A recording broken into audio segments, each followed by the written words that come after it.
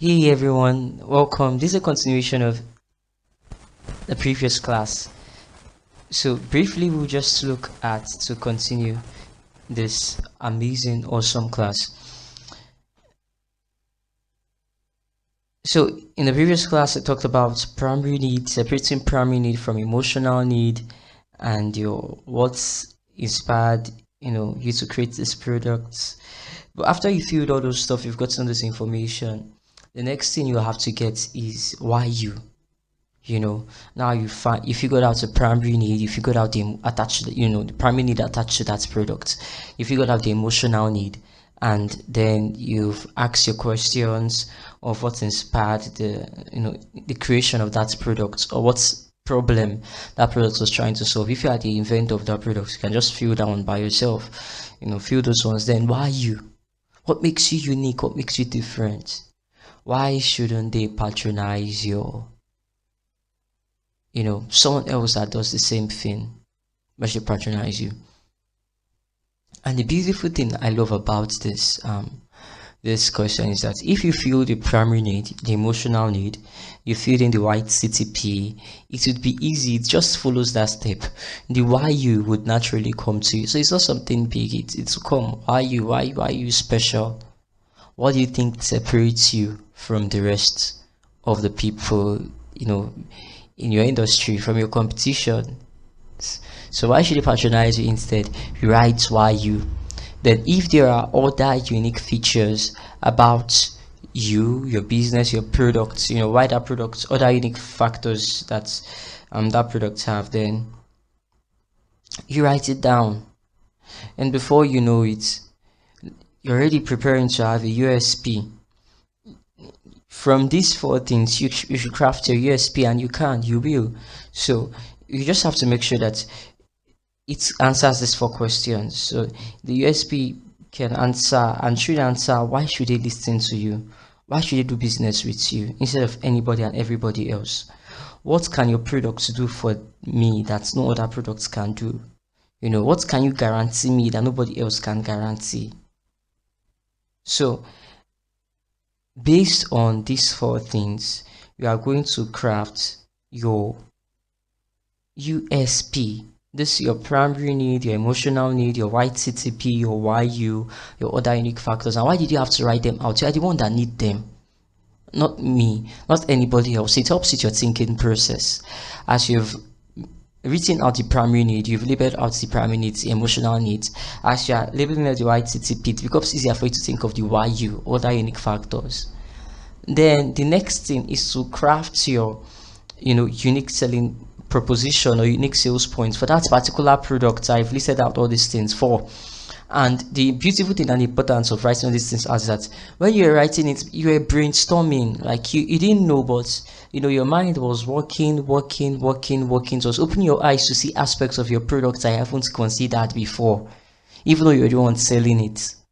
So what do you do now? After you've written all these things, your mind is now in a better state of mind to generate and create the USP. Alright, for the product. And I'll give you examples of what that could be.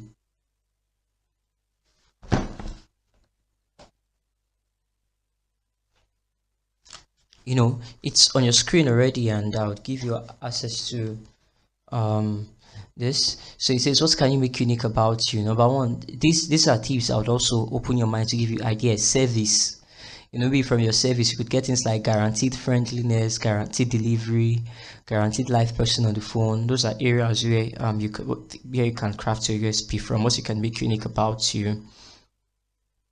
Then if the market you serve is unique, e.g. your focus is business with 10 employees or fewer, I'm still giving you ideas of areas where you can make you can find out what's special about you from. Alright, so these are just examples of areas you can look into to spark up that idea of why should they choose you, what makes you different from the target. So if your product is unique, for example, it has a guaranteed results. For example, it's tailor made for X kind of person, using it as a guaranteed experience. Or your whole experience is unique, like you're a cab or limo driver that promises hot Starbucks coffee and a morning newspaper waiting for you.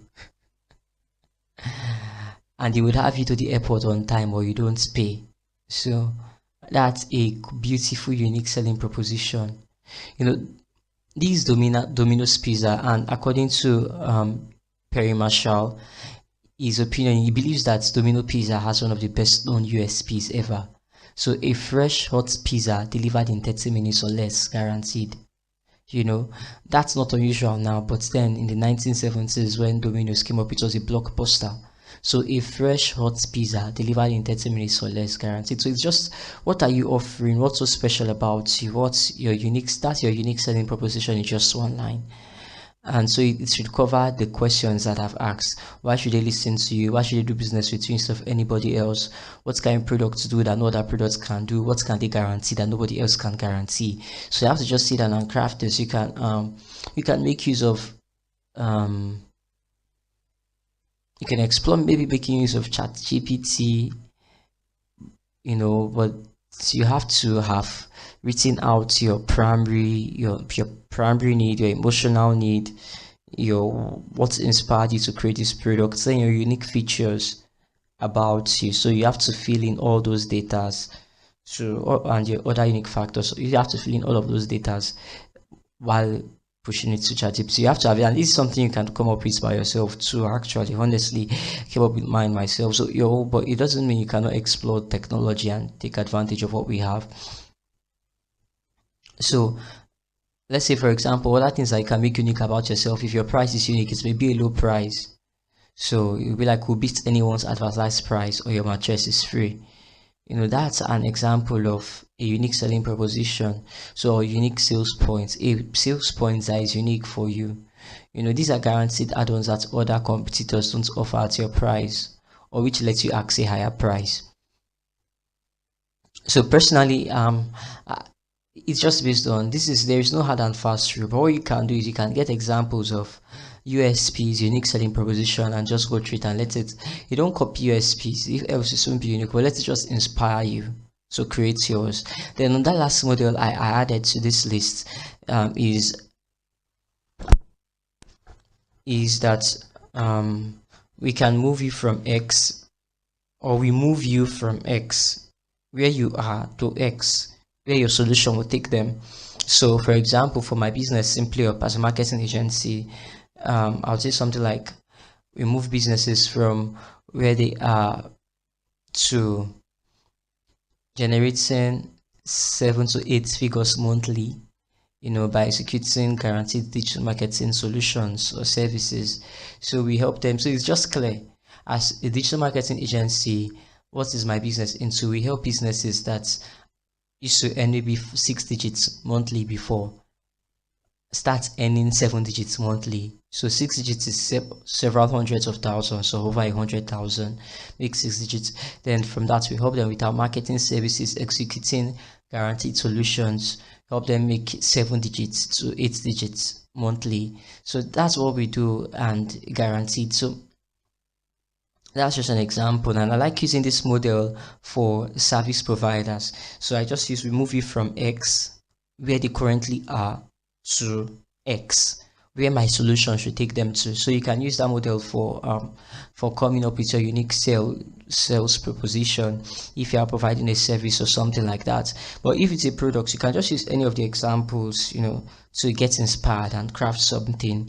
If you've done your primary need, your emotional need, your white CTP, or YU, your other unique factors, and I've given you a queue of areas you can look in to pick out unique things about your business, about you. So by now, I believe your mind should be open, and you are going to submit this, especially if you want to get certified at the end of this program. Yes, you can get certified. So you have to submit your primary need, your emotional need, your white CTP, your YU, your other unique factors, and we are going to vet this together.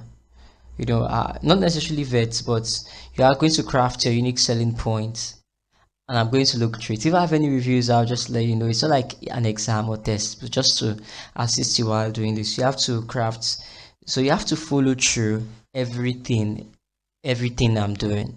So if the first class I'm already teaching you about crafting your USPs, because you are going to use it as a foundation in other things you'll be doing, you'll be doing as a business owner. So just do it. So take this as your assessment, get it done. The next class we're talking about something else. You are participating, you are getting it done too if there's an assessment there. So don't just go through the course like you are watching a film. No, there's assessments, there'll be exercise practices. Yeah, this is not a movie, it's not a cinema house, please. So you have to engage, you have to practice what is being taught. So, and when you're stuck, please ask questions. All right. And now we will move to the next part where I'll be talking about emotions that trigger sales. Emotions that trigger sales. Bye.